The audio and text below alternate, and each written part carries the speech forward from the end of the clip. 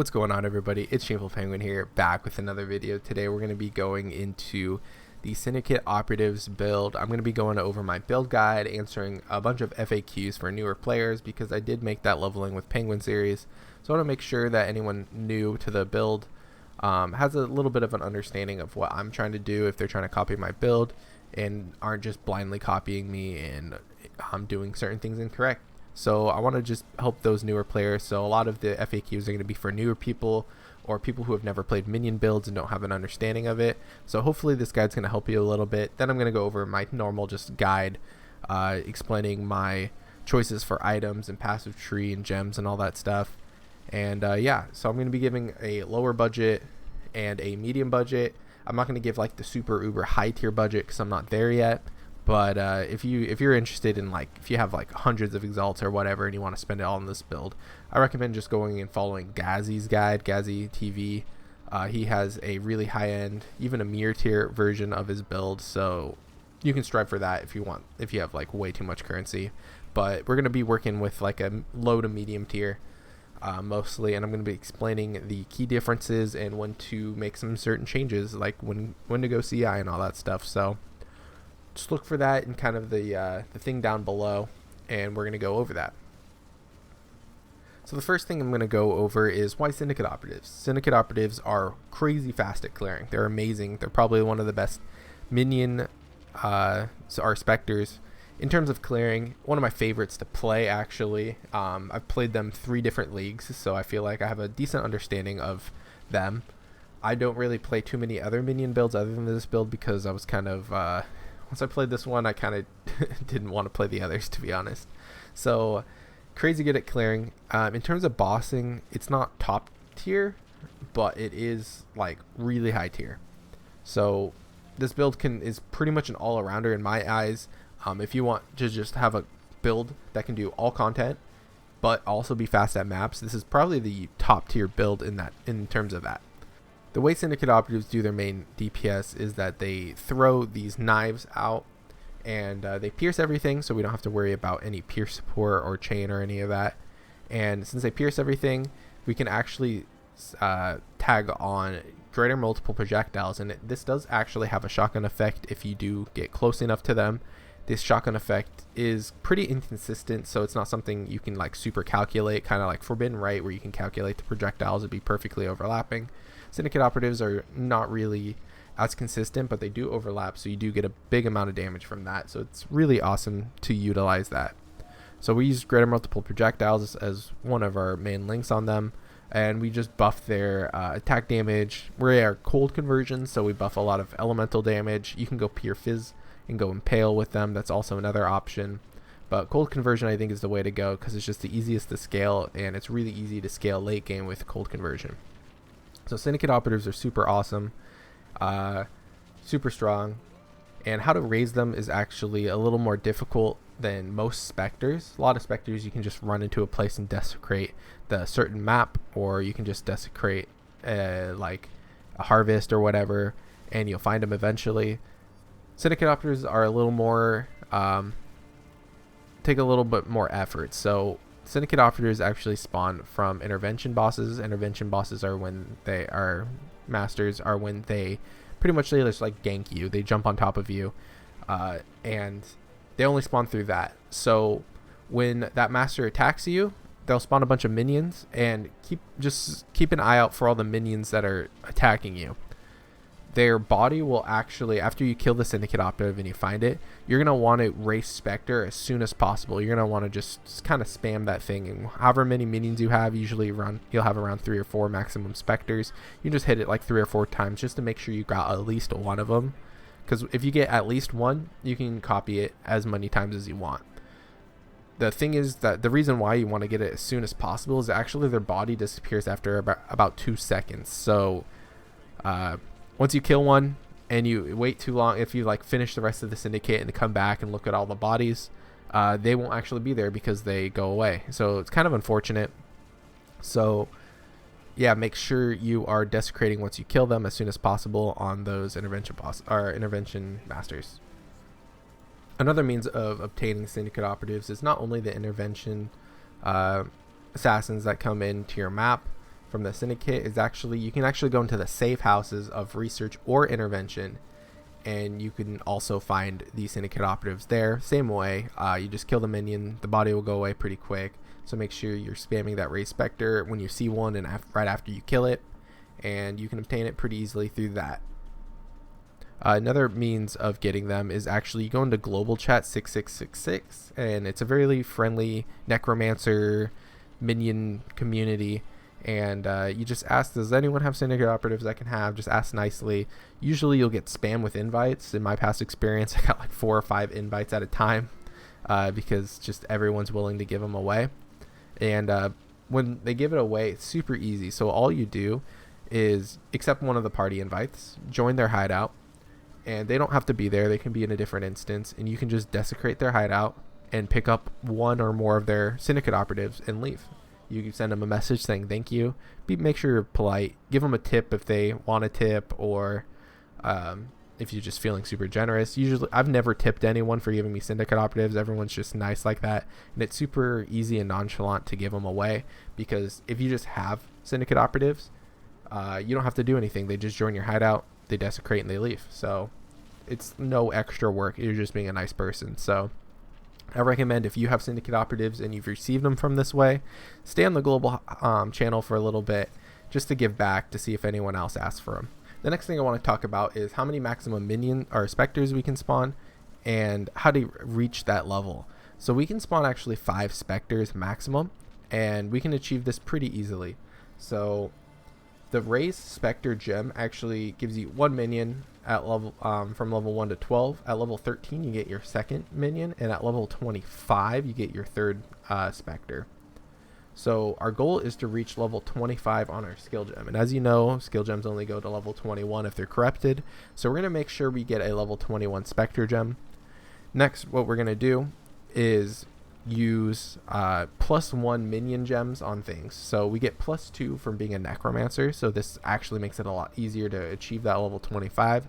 So if you have a level 21 gem and you're a Necromancer, you're already a level 23 gem. So we only need 2 more levels.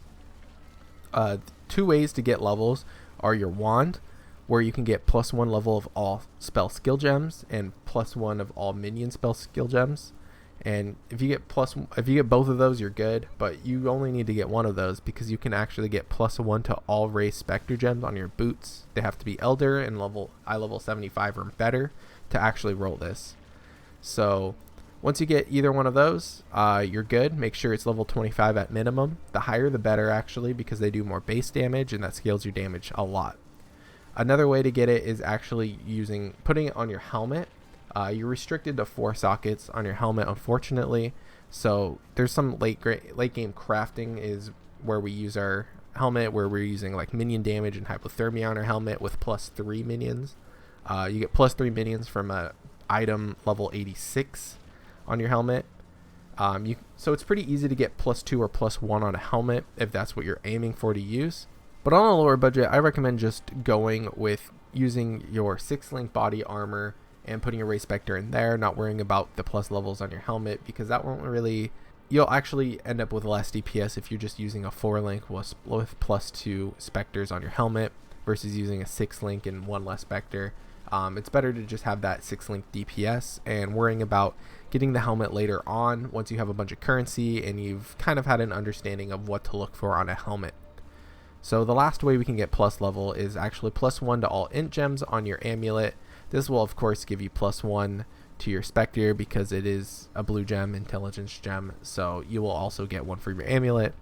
I don't use this method personally, but it's definitely a way to min-max your build because plus levels do give a bunch more damage to your Spectre. So even having your Raised Spectre gem be like 26, 27, 28, that's actually be a lot more damage than just settling at level 25 because the base damage of the minions go up quite a bit. So it's super helpful to get as many levels as you can. Now I'm going to be talking about when to go CI, which is full energy shield, versus going life. So you're probably going life if you followed my build or if you're low budget, and I recommend stay that way for a while until you build up a good budget. That's because switching to CI takes a lot of like passive point changes, It'll change like your resistance a lot. It'll change a lot of things. It'll even change your damage a lot. You'll be requiring your jewels to be very strong, your cluster jewels to be pretty much finished, or almost finished. At least one cluster jewel is mandatory for the CI version, in my opinion. And you're going to end up with a lot lower of a life pool, or like a total life pool. Like your total energy shield will be a lot lower than your life pool when you make the change until you get to high-end gear. Once you end up in high-end gear, your energy shield pool will be way higher than your life pool ever was if you can get really good gear. So that's why we're like building up for it, putting our currency into it, making it a lot better. But until then, I don't recommend switching from life to energy shield unless you can easily get like over 5,000 energy shield. 5,000 is really low for being a full energy shield build. I recommend use like 6,000 is what I'm at right now, and I feel a lot more comfortable than I did before. I was at 5,000 when I first made the change. I died a decent amount, unfortunately. I did change a few things, and I got the trigger wand, so I have bone offering pretty much permanently up. Then I got around 6k energy shield, and I felt a lot more defensive. I didn't die too often at all, so I highly recommend changing once you get around if you can easily get 6,000. And you could actually like put in testing gear into your POB, making the full change on your gear and seeing if that makes a difference for you. But until then, stay life. Anytime I say go for energy shield on this build, any of my items that I'm like, oh, go energy shield on your amulet or your ring or whatever, go for life instead. So try to use that as a mental note if you're using the life variant. But yeah, I'm going to put a POB in so you guys can follow that instead. But the gear, the links will all pretty much stay the same, even if the only thing you're going to take out is discipline if you are life instead of CI. That's the only difference really in all of the stuff. So hopefully that made sense to you guys and you guys can still follow this. So I feel like I've explained the main FAQ stuff that I could, and there's probably a lot more questions you guys have. There's probably stuff I left out, so make sure you guys are asking me questions down below if you have any questions about it. And check out other minion guides like K's in Ghazi if you're still confused or looking for different takes on the build. Mine's pretty generic. Mine's pretty similar to Ghazi's. I believe K's is more life based. I haven't really looked into it too much, but yeah, we're going to get into the gearing section and we're going to be talking about the gear pretty quickly, not super in depth. But the wand, you're going to want +1 of all spell skill gems or +1 of all minion gems. If you can get both, that's definitely the choice. You're also going to want to have minion damage on it, and minion attack speed is also very good on a wand. You can always get it from a convoking wand because you can roll minion modifiers. Any combination of this is great. Getting the +1s are the most important. And lastly, you're going to want to craft trigger socketed spell on the wand. This is super helpful for the build to just automate some curses and offerings and exposure and all that kind of stuff that we're going to be using when I talk about the gems. Now I'm going to be talking about the shield. So we're using a titanium spirit shield. This is actually the best base we can get because you want as much energy shield as you can get from this. If you are using a CI version, so this is like the medium tier, as a CI you're going to want to have as much energy shield as you can get from this. Any resistance is good. Block is super useful. There's not too many other useful stats, so just strict energy shield and block is as good as you can get on this. There is a different version of this shield that you can get that's super high end, where you get like plus frenzy charges and stuff, but you're gonna have to use a special node, and we're not using that on this build. I know it's higher DPS, but you are losing a lot of energy shield without this shield. That's what my build is actually using. I know there's more ways to do DPS, but you're gonna need a lot more currency to invest in that. Now I'm going to be talking about the body armor. So the body armor, we're using +1 Spectres. That's pretty much the main thing you want on your body armor. Mine is pretty bad. I just 5-linked it myself because I wanted to 5-link it. If you were putting your Spectres on your body armor, you need to 6-link this to get your maximum amount of damage. So yeah. So things to look out for is maximum number of Spectres, of course, is mandatory on your body armor once you get a budget to get it. It's usually around an Exalt. So Once you get that, get as much energy shield, and any resistance is good, of course, but as much energy shield as you can on your body armor is very important, because that's pretty much our life pool. Now let's get into I'll go into the helmet. So this is really hard to talk about.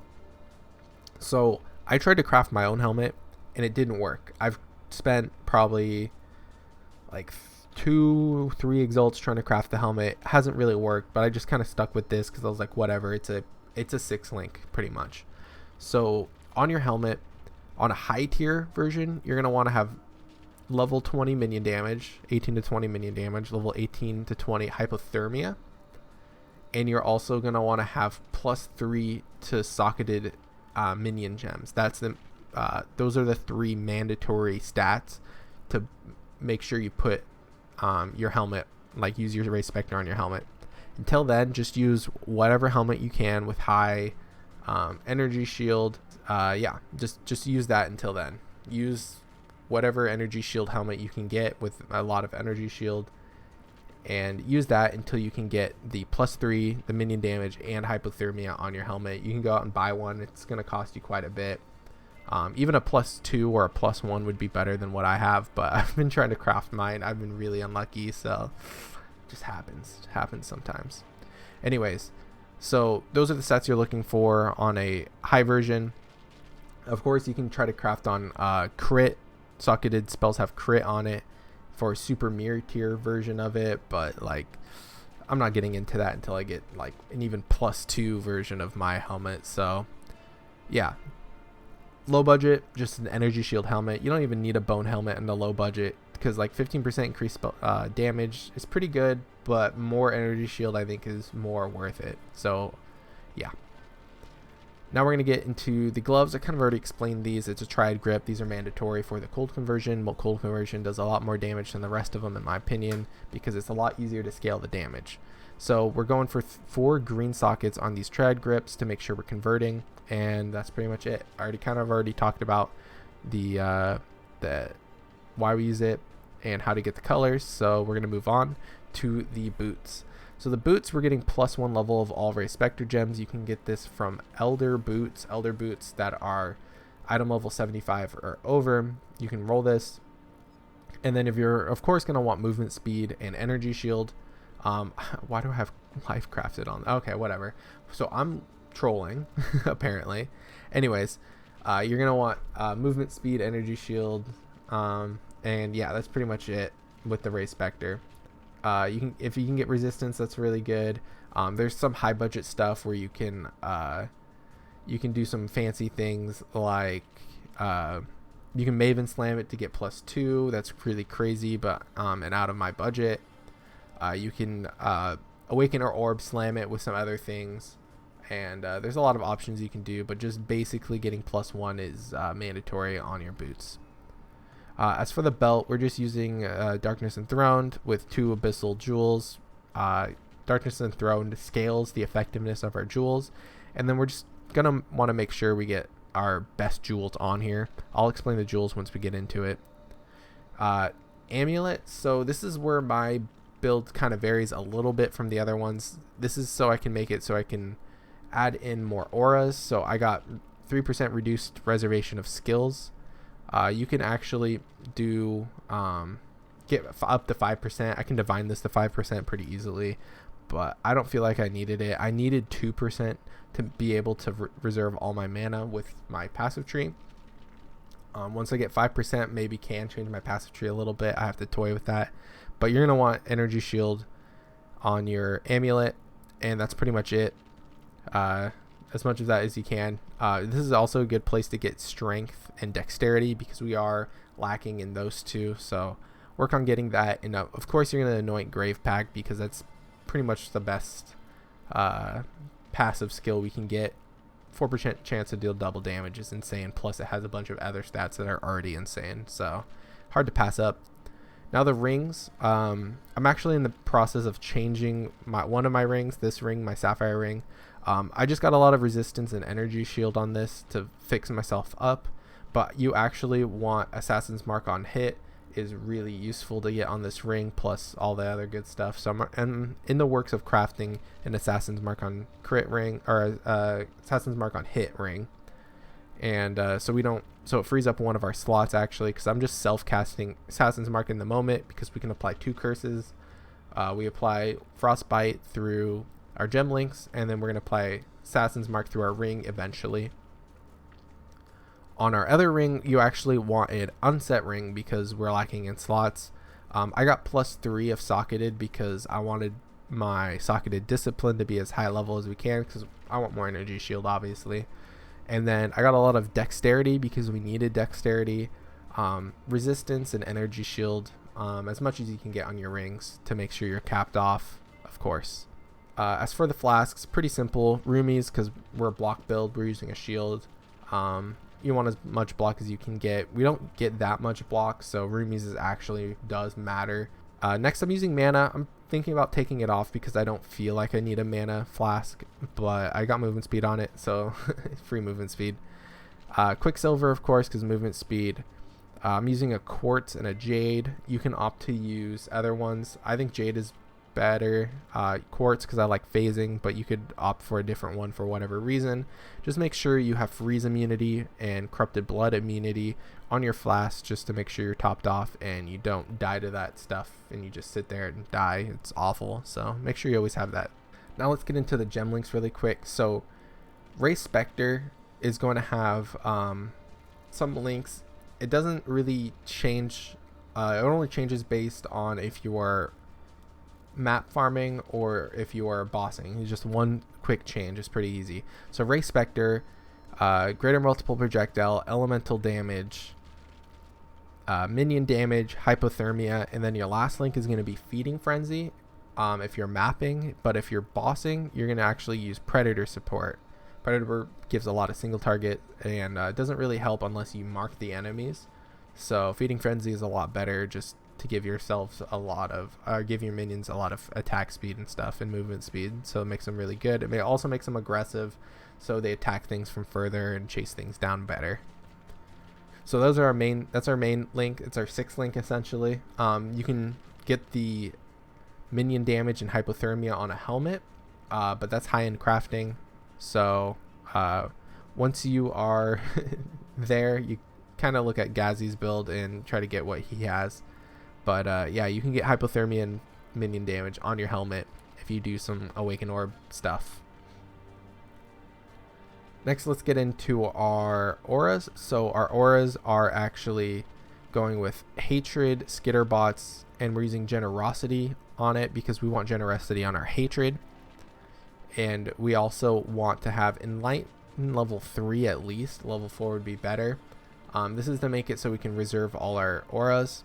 So Enlighten is mandatory on my build, unfortunately. I tried to get away with it using different things. Even the amulet didn't, 5% didn't help it enough. So Enlighten level 3 unfortunately is mandatory, so I apologize for that. We put Bone Chill, and Bone Chill only increases the effectiveness of our Skitterbots because it makes it so when they chill, enemies that are affected by that chill take more damage. So Skitterbots are super important because they apply shock as well, so that's also already a lot of damage. But when they apply their chill, we get that bonus damage, so pretty useful. You can take this off if you are not running an Enlighten, and you could probably fit it, but Bone Chill does add a decent amount of damage, so kind of hard to take off. Next, we're going to be talking about our we're going with a Stormbrand setup, and this is kind of weird because we don't do our own damage, but we're linking Stormbrand with Frostbite and Hex Touch. So this is how we're cursing things, and Stormbrand is a good means of just hitting as many things as possible. We can put them down and not have to constantly cast things, so pretty useful to use Stormbrand as our means of hexing or cursing enemies. So now we're going to get into the support minions. So by support minions, I mean Animate Guardian and our Carrion Golem. So Animate Guardian is a minion that you can put items on, and you give them items that give nearby allies buffs, so it makes you do a lot more damage. So mine recently died, unfortunately, but that's just how it is when you try to do a big boss fight. Anyways, The other minion we're using is Summon Carrion Golem because it gives additional fizz damage for non-golem minions. Spectres are non-golem, so we get just free fizz. And we put Meat Shield on the minions because we want them to live. They're non-aggressive. They can tank, which is pretty nice because they taunt sometimes. But we want them to take as little damage as possible, so when they're defensive, they don't die as much and they take less damage overall. Eventually, we can spec something else in here like Minion Life or whatever. But right now, I have my Assassin's Mark. Assassin's Mark is just a single link by itself because I'm just casting it, and I'm going to replace this once I am able to get a Assassin's Mark on hit ring. Now, let's talk about what's on our wand. So we're using Desecrate, Bone Offering, and Frostbomb. And we use this on our wand because it's trigger a socketed spell when you use a skill. So whenever we dash, we convoke, or we use Stormbrand or even Assassin's Mark, if you have it like usable, not on hit, you'll use anything that's linked into this this wand. So we're going to desecrate the ground when we use it, which is pretty nice because it allows us to make corpses for our Bone Offering.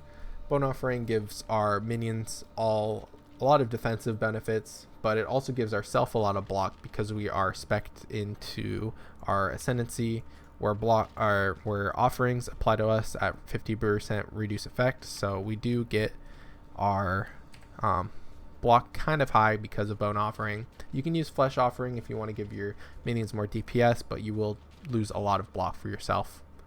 Next, we got Frostbomb because this applies cold exposure. Since we're cold conversion, we're doing pure cold damage, so cold exposure just means more damage, obviously. And lastly, we'll talk about Discipline is on our ring. It's just kind of its standalone link.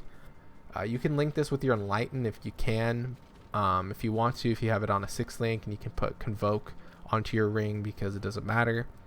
And this will give you a little bit more mana to work with, but I do have a single link of Convocation as well because other builds didn't have Convoke with pure Spectres, but I really like it because it just calls them all to yourself. Sometimes the Spectres are being lazy and they're like off to the side, so positioning them is pretty nice with Convocation.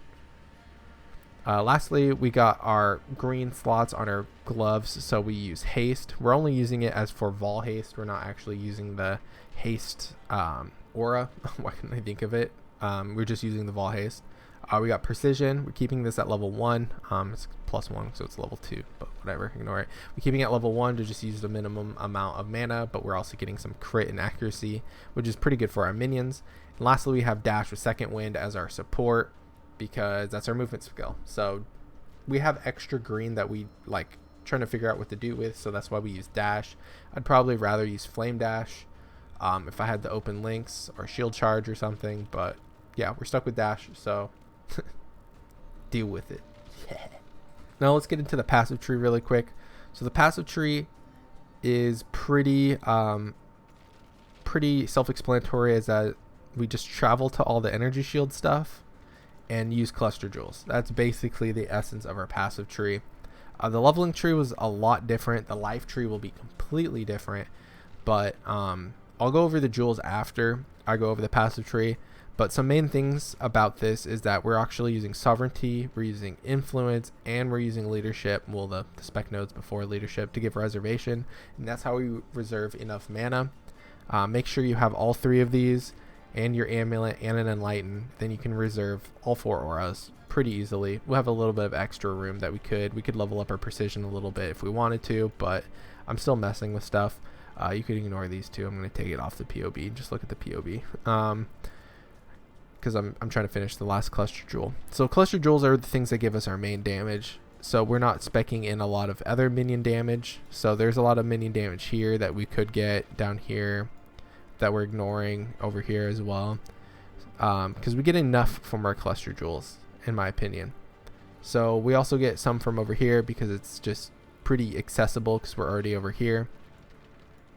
And yeah, I'll just start talking about the jewels because it's hard. Oh, also another important thing. We're using Whispers of Doom because we're speccing CI, so we're already over here on the tree. Whispers of Doom is really good because that's how you apply Frostbite and Assassin's Mark. It will replace it if you could only apply to one curse, which you naturally can. So make sure you have Whispers of Doom if you're using both Assassin's Mark and Frostbite, which is actually really buffs your DPS. So I highly recommend doing it. Let's get into the cluster jewels first because they're the most important thing. So cluster jewels, we're using a minion one where I need to craft a better one. I just got this because I just needed a placeholder. The main things are for the mediums. So this is kind of expensive. It's about an Exalt-ish for Precise Commander and Vengeful Commander. Vengeful buffs are Hatred, and Precise Commander buffs are Crit Chance and Crit Multiplier for nearby allies. Nearby allies meaning our Spectres. So lots of extra damage from this. So stacking as many of these as you can. Eventually I'll get 4 of them, so I need to buy 1 more. And once I level up, I think I level up 2 more times, I'll be able to spec this no problem. The reason I'm specking these, before I forget to mention it, is because we need strength and dex, a lot of it on our build. And as you can see, that if I unspec these, I'm kind of deficit. I need a lot more dexterity, so that's why I spec. So I'm wasting 3 passive skills for now, but you could fix that with getting high tier items, definitely. Let's go into some of the unique jewels. Energy from within, because it gives us a lot of energy shield. So why can't I put this in? Oh, I'm unspecking it. I'm dumb. What am I doing? There we go. So yeah, energy from within just gives a lot of energy shield, as you can see, because it's giving melding 16% as instead of giving 10, it just turns the life into it. Pretty self-explanatory. We're using Unending Hunger. This isn't mandatory, but it makes your minions feel super OP while mapping. Not necessary. If you're just like a bosser, don't use Unending Hunger. Just use another rare jewel. So another thing is, we like to use a lot of rare jewels where we can. We put one at the end of our things. We put them in our belt. Eventually I'll spec another spot right there. But so the rare jewels, you're basically going to want, well, my better ones are on my belt, of course. Put your best jewels on your belt. Minions deal increased damage if you've used a minion skill recently. So if we cast our Stormbrand, it'll cast Desecrate. That's a minion skill. Bone Offering is a minion skill. Convocation is a minion skill. So we just constantly can keep that up permanently. So stacking should go up with these. So stacking our increased damage with use a minion skill recently. Stacking as many of these is really good on every single one. And of course you're going to want energy shield, because that's what we're really going to want on all of our jewels. That's how we get a lot of energy shield. As you can see, if I take these off, I lose like almost 500. So you get a lot of energy shield from your jewels. So make sure you get energy shield and that mod at a minimum on all your jewels. Minion attack speed is also really powerful, and you can get dexterity or strength on these jewels as well. So yeah, or you can get life if you're a life-based build. But yeah, I'm using this for now because it's just a placeholder, so kind of ignore this jewel because I needed the strength. But yeah, so as you can see, energy shield, minions deal damage. I need to buy another one with the minions deal increased % damage, but this one has energy shield and taunt and stuff. This one's pretty bad. I'm going to upgrade it. So that's it for those jewels. Any other jewels I need to talk about? Not really. That's pretty much it for all the jewels. And the passive tree. Let's go into the Ascendency now.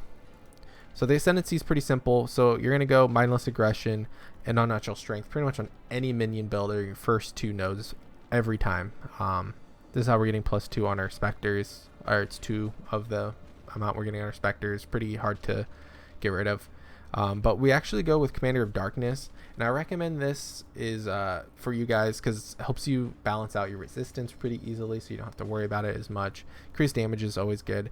Attack and cast speed is really strong because we're using 4 auras. You could actually use 5 later. We can like spec into like a quick Vitality or a Clarity at a lower level just to get that extra % attack speed and just a little bit of a buff as well. So that will be also great. It beats out Bone Barrier in just a little bit in my eyes. But you could opt for Bone Barrier if you want a more defensive mindset. This just gives you physical reduction per minion, which is actually really strong. Gives you Bone Armor, which you can just basically put on your left click, and it just makes a pretty much a shield over yourself and all your minions around you. And you get recovery, so it's also really good. But I highly recommend going Commander of Darkness and then Mistress's Sacrifice as your 4th and Uber Lab, because using Bone Offering on yourself is really good for defensive benefits. So that's pretty much all the stuff we use. You could ask about this one. This one just gives increased damage. I was trying to balance out the mana, so you might need to spec these two, maybe this even third one, to get enough mana to reserve enough for your 4 auras. It's a thing you need to tweak with. Make sure you put it in PoB and test it all out first before you just fully dive into it. It takes a little bit of tweaking to make sure you have enough. You might need to spec even Arcane Will, these 2 nodes, if you need a little bit more mana. The reason you need a little bit more mana is because the higher mana you have, the percents mean less, and we're actually using a precision, which takes a flat amount of mana. So if 1% of your mana is that amount and you have 1% left, then you're good. But yeah, anyways, that's stuff that I would have to like see what you guys don't understand to explain. Anyways, yeah, so as for the Pantheon, I kind of just I haven't done any of them really, but I chose Brine King because I've been getting stunned a lot and it was pretty annoying. But of course Lunaris is going to be the best because it just gives you movement speed. I chose Takahama because I was standing still and AFKing. Rallycash is really strong because we do bleed a lot. We do have bleed immunity flasks. We're chaos immune, so we don't use that, but I highly recommend using Rallycash just to avoid bleeding. Is just really nice in my opinion. But Pantheons are kind of your choice. There's no mandatory Pantheons for this build. As for the Bandits, you're going to kill all, pretty self-explanatory. We want the passive points as much as possible, and Lyra doesn't help us that much here, so yeah, it makes it for an easier choice. That's pretty much it for the build guide. I hope this helps some of you guys out. This isn't a full-fledged build guide, not like super edited or whatever, but I just wanted to put something out there for you guys that are looking into using Syndicate Operatives. I apologize that it wasn't like super low budget. There are some low budget stuff you can do on K Gaming's channel where she goes life variant, and yeah, so the life variant is much more friendly for low budget. It follows the build guide I was using for my leveling guide, so make sure you follow that and look over to K Gaming. I'll drop a POB of that down below so you guys can worry about that. If you guys are something like league start day 2, day 3, you're probably going to use that for a while, and not switch till CI until, of course, what I said earlier, until you have around 6,000 energy shield, because yeah. Anyways, thank you guys so much for checking out this channel and this video. I hope to see you guys in the future content I put up, and I'll see you guys later. Peace.